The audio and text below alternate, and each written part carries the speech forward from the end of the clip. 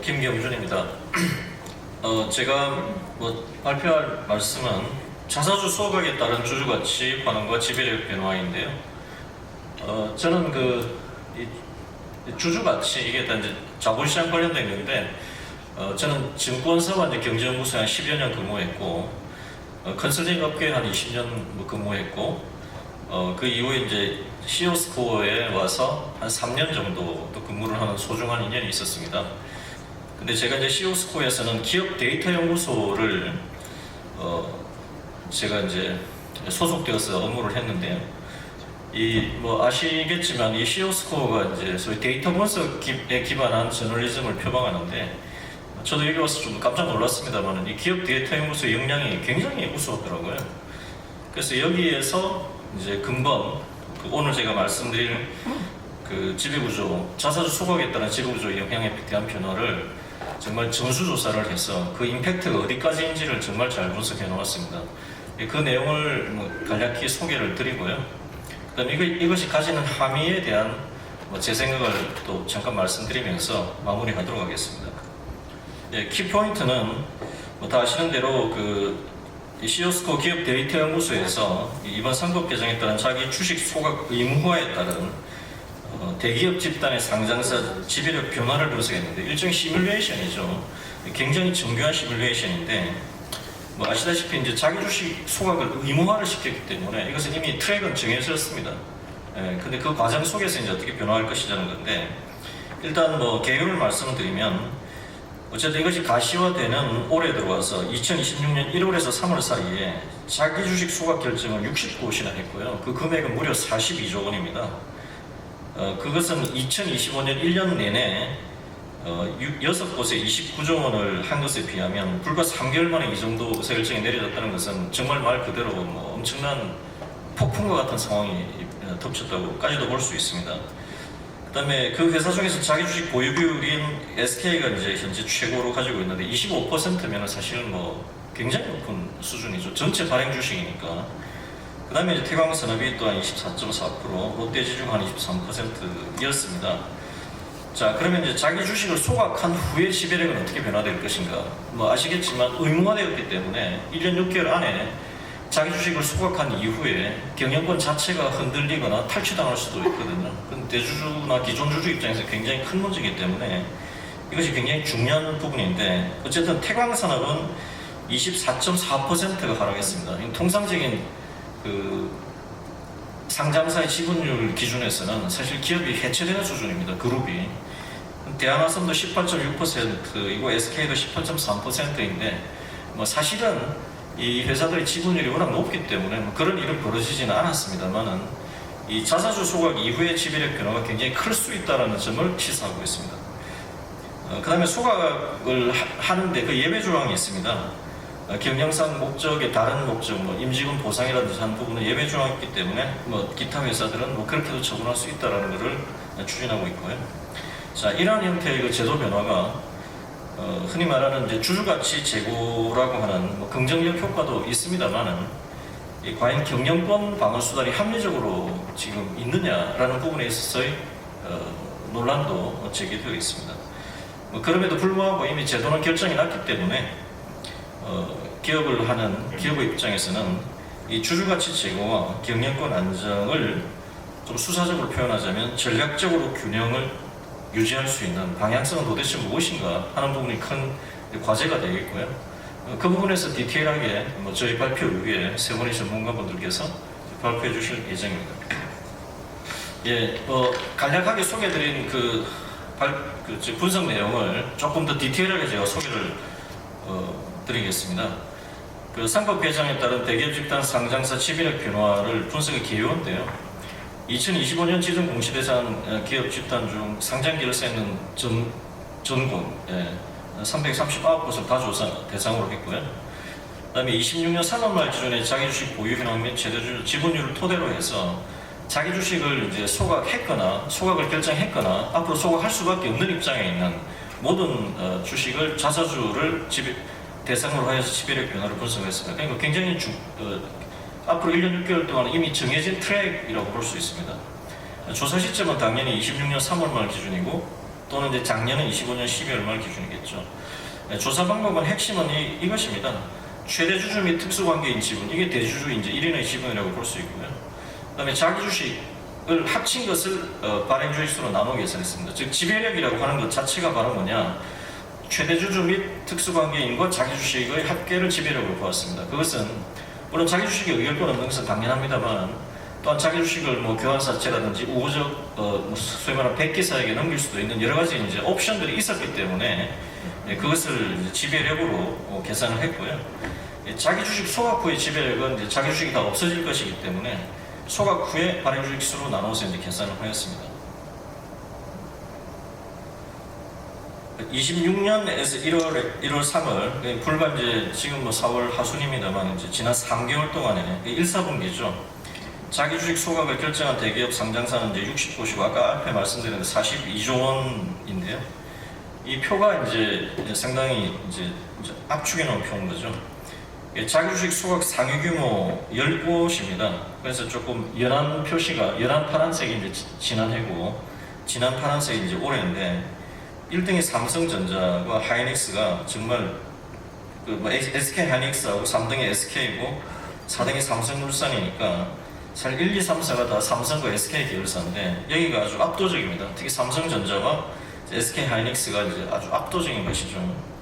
그 외에 이제 뭐 셀트리온이 있고 대한화섬이 있고 미래에셋증권이 있고 이렇게 이제 흘러내려갑니다만 어쨌든 뭐 이 밑에도 보면은 하여튼 그 제도 변화가 이렇게 진행이 되면서 자기 주식을 굉장히 적극적으로 소각을 했다라고 하는 것을 알 수 있습니다. 자, 그런데 이것이 이제 자기 주식 소각 결정 기업은 아까 앞에 말씀드린 게 두 번째 2025년 대비 자기 주식 소각 규모는 이제 2.2배가 증가했습니다. 즉 작년 1년 내내 소각한 것보다 올해 1사분기 불과 3개월 만에 소각한 주식이 이제 2배가 늘어났다는 이야기는 뭐 기업 입장에서도 이런 형태의 제도 변화는 뭐 불가피하게 보고 자기 주식을 조속히 소각하는 쪽으로 의사결정을 했다라고 볼 수 있겠습니다. 이것은 이제 앞서 말씀드린 내용에 대한 조금 더 이제 딥다이브 하는 것인데요. 2026년 3월 말 기준으로 자기 주식 보유 비율은 앞에 말씀드린 대로 SK가 24.8%로 최고입니다. 자, 그런데 이제 이것을 상위 10곳을 기준으로 놓고 봤을 때 대기업 상장사의 자기주식 보유 비율 상위 이제 10곳은 이제 이렇게 표시되어 있습니다. SK, 태광산업, 롯데지주, 푸른저축은행, 미래에셋생명, 대신증권, 미래에셋증권, 동양, EY홀딩스, HD현대 이렇게 흘러가는데요. 뭐 비율과 규모가 굉장히 큽니다만은 역시 이제 SK와 태광산업, 롯데지주 뭐 이 정도가 가장 여기에서 탑3로서 좀 유의미한 입장에 있는 기업으로 해석할 수 있겠습니다. 자, 그렇다면 이렇게 이제 자기 주식 보유 비율이 높은 주요 기업, 이 기업들은 사실 이 자기 주식의 처분과 그 이후의 방향에 따라 가지고 뭐 경영권을 포함하여서 주주 구성에 엄청난 변동이 올 수도 있는 상황이거든요. 그리고 어떻게 보면 뭐 오늘 이제 나중에 또 소위 행동주의 펀드의 공격 대상이 가장 될 가능성이 가장 높은 기업이라고도 볼 수 있겠습니다. 자, SK는 24.8%의 지분 중에서 아까 말씀드린 대로 총발행 주식수의 25%가 자기 주식이라고 하는 것은 굉장히 높은 수준이죠. 자, 그런데 그 중에서 임직원 보상 목적의 보통주 한 4.5% 정도를 제외한 자기 주식 전량을 2027년 1월이니까까지 소각을 하기로 결정했습니다. 그러니까 앞으로 한 1년 안에 이 전 주식 자체가 이제 소각이 되는 겁니다. 이것의 함의는 예를 들어 증권시장에서는 주가 상승이라고 하는 가능성이 높아지는 것이고요. 그 다음에 이제 지분 변동도 당연히 있을 것이고, 소위 말해서 행동주의 펀드 입장에서는 대주주의 방어력이 상당히 약화될 가능성이 높지 않나라고 해석을 할 수도 있겠습니다. 태광산업은 이제 마찬가지로 상당히 높은 수준인데요. 24.4%를 보유하고 있습니다. 소각 대신에 그 향후 인수합병 등 자금으로 이제 활용을 검토 중이라고 공시를 하였습니다.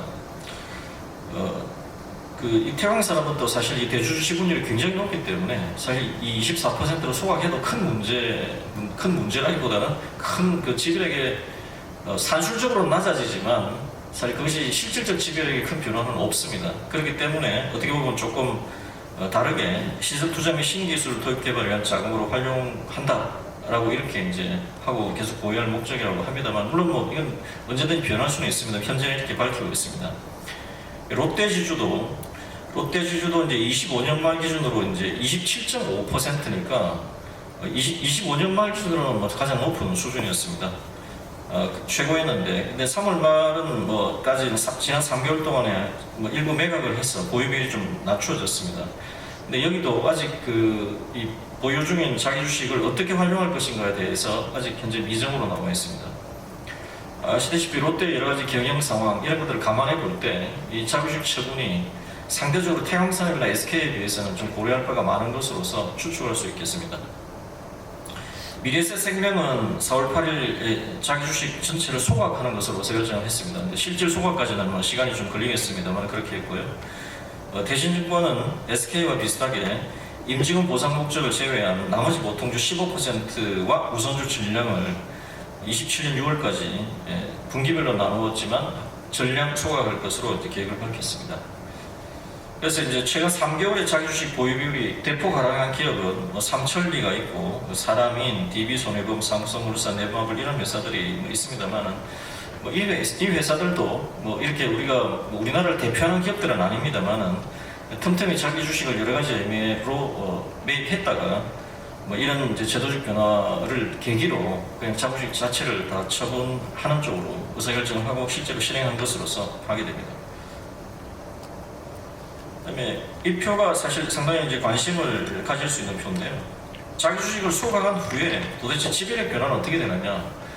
그러니까 이제 기업의 입장에서는 굉장히 좀 곤혹스러운 상황이 될 수도 있습니다. 자기 주식은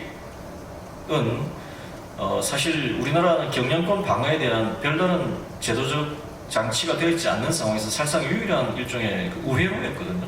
근데 이것을 다 소각을 의무화시켰으니까 소각을 해버렸을 때 사실 대주주 지위 자체가 굉장히 실종될 수도 있는 그런 상황입니다만은 대부분의 기업이 아직까지는 그런 상황까지는 아닌 것으로서 파악되었습니다.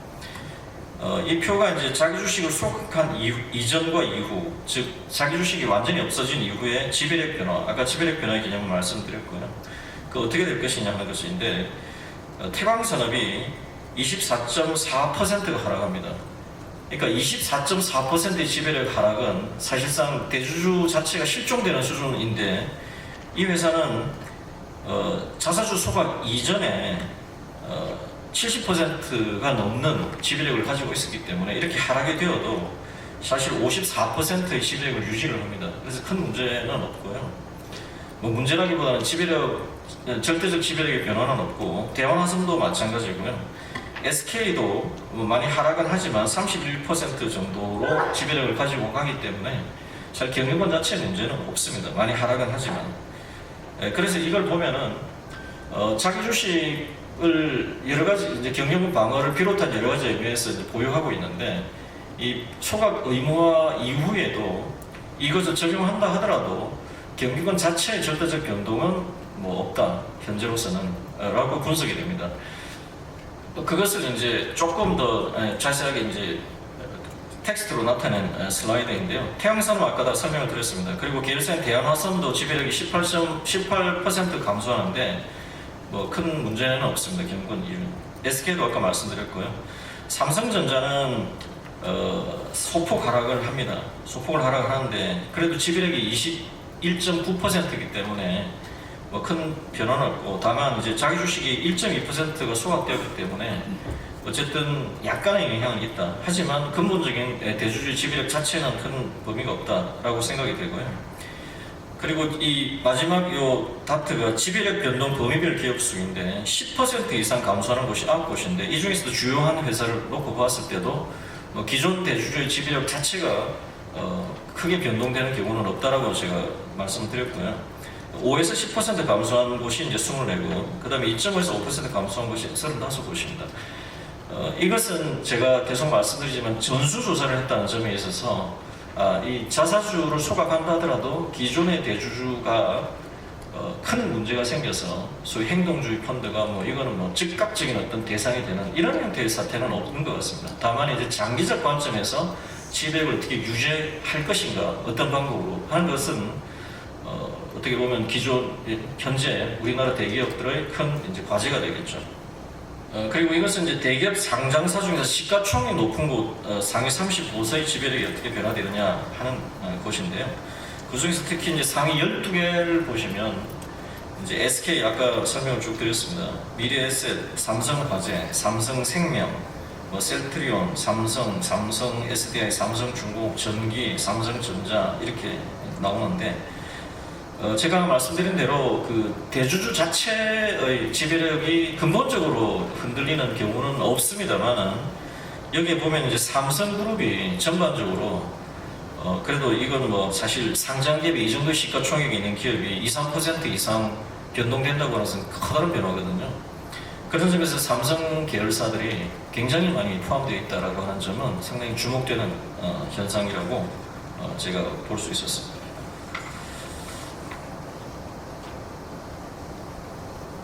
그다음에 여기는 이제 임직원 보상 목적의 자기주식 처분 공시 주요 기업인데요. 이건 앞에 말씀드렸다시피 이 임직원 보상을 하는 뭐 그런 형태로는 자기주식 처분의 예외 조항을 적용받을 수 있습니다. 뭐 이것은 뭐 상당히 뭐 합리적인 방안이라고 저는 생각합니다만은 어쨌든 뭐 왜 KCC 건설, 한솔케미칼, 뭐 KG스틸, 오리콘 뭐 이렇게 우리나라의 대표 기업들은 없습니다. 하지만 뭐 이런 기업들은 지분율이 뭐 적게는 한 1%에서 많게는 6% 정도 가지고 있는데 이 부분들을 이제 임직원 보상을 목적으로 보유할 예정이다라고 공시를 하였습니다. 그래서 이것은 기업에 따라서는 이 자사주 비중이 아주 높지 않는 경우에는 임직원 보상용으로 사실 임직원 입장에서는 앞으로 주가 상승, 경영 실적이 개선되고 주가 상승이 예상된다면 보너스 차원에서 이런 자사주를 교부받는 것도 상당히 좋은 것이기 때문에 뭐 이런 형태의 인센티브 프로그램 관점에서 접근하는 회사들도 있다라는 것을 한번 정리해봤고요. 이것은 뭐 이제 약간의 해석의 차원에서 이제 분석은 앞에 제가 다 소개를 드렸고 이 마지막 슬라이드로 소개를 드리고 드리도록 하겠습니다. 저는 이제 앞에 말씀드렸지만 이 주주가치 제고와 경영권 안정간의 이제 전략적 균형이 좀 필요하지 않나라는 말씀드렸는데 밑에 슬라이드에 참고표를 하나 보시면요, 이 전통적인 경영권 방어 수단입니다. 뭐 다 아시는 대로 포이즌 픽이나 차등 의결권, 자사주 활용, 상호지분, 이제 상호지분 보유죠. 이제 이런 물론 뭐 여러 가지 디테일한 방법도 있습니다. 대개 이제 이 네 가지가 가장 주요한 방법들인데. 이 내가 어쨌든 각국은 이제 경영의 안정성, 그 다음에 경영의 승계 이런 부분들을 감안해서 또 그리고 사실은 이제 뭐 펀드들이라고 하는 게 그 굉장히 어떻게 보면 이제 사회적 공익을 해치는 경우도 많거든요. 그래서 이제 사실 일정 수준의 경영권 방어는 이제 방어 수단은 제도적으로 보장하는 것이 일반적이죠. 그래서 소위 말해서 우리가 뭐 흔히 뭐 빌 게이츠가 뭐 재단에 출연을 하고 오렌 버핏이 뭐 어떻고 저떻고 이야기 많이 하지만 그것은 뭐 그렇게 이야기할 뿐이지 사실 경영권을 방어하고 승계를 할 수 있는 제도적 방안이 다 있기 때문에 그렇게 이야기하는 것이라는 것은 이미 뭐 다 알고 있는 사실입니다. 자, 그런데 이제 이 네 가지가 다 뭐 제가 표현했지만 한국, 미국, 일본, 뭐 유럽 이 네 개가 뭐 제일 이제 제도가 발달된 곳인데 이 네 군데는 다 나름대로 이 네 군데 주주로 미국이 가장 이제 방어를 많이 해주고 있는 것이죠. 물론 그렇다고 해서 여기는 펀드의 규모도 크고 펀드의 공격도 굉장히 치열하지만 소위에서 공격과 방어의 수단을 다 인정하고 있는 것이죠. 그리고 능력에 따라서 경영 제대로 하고 공격도 하려면 제대로 해서 시장에서 결판 내라 이런 구조이고요. 일본은 비교적 제한을 하지만 그래도 기본적인 수단은 보장하고 있고요. 유럽은 상대적으로 미국보다 일본보다도 더 어떻게 보면 약하죠. 그래서 주주에 대한 소액 주주에 대한 보호적인 측면이 훨씬 더 강합니다. 그런데 이제 크게 보면 이제 미국은 경영권 보호에 대한 제도적 방어 수단이 굉장히 강하고 다양하고 일본과 유럽은 상당히 중간적이라고 보는데 이제 한국은 사실 그 자사주 소각 의무화 이전에도 상당히 약하다고 평가를 받았습니다. 그런데 이제 이번에 이게 소각됨으로써 사실상 실질적인 이제 경영권 방어 수단이 과연 있나라는 의문이 그동안 많이 제기되었습니다. 그래서 이제 이 부분에 있어서 그 국내 기업의 경영 방어 강도를 비교해 보면 다른 국가 대비 굉장히 낮은 수준이었고, 자사주 활용은 현실적인 경영권 방어 수단으로 사실상 유일한 방안이었지만 이제 실효성도 상실했다. 그래서 이제 국내 기업 입장에서는 주주가치 제고라는 취지는 살리되 경영권 안정을 위한 일종의 그 전략적 내비게이션이 굉장히 필요해진 상황이다라고 하는 것이고요. 그 이외에 이제 향후에도 모든 제도라는 게 또 실행이 되면 나름대로 좋은 취지를 가지고 실행했다 하더라도 그 예상치 못했던 부작용이라든지 개선 방안이 나올 수도 있기 때문에 향후 이제 이 제도가 진행되는 과정을 보면서 제도 개선 차원에서 또 경영권 안정을 위한 방안을 한번 모색할 필요성도 있지 않나라고 말씀을 드리고 싶습니다. 예, 제 발표를 마치도록 하겠습니다. 감사합니다.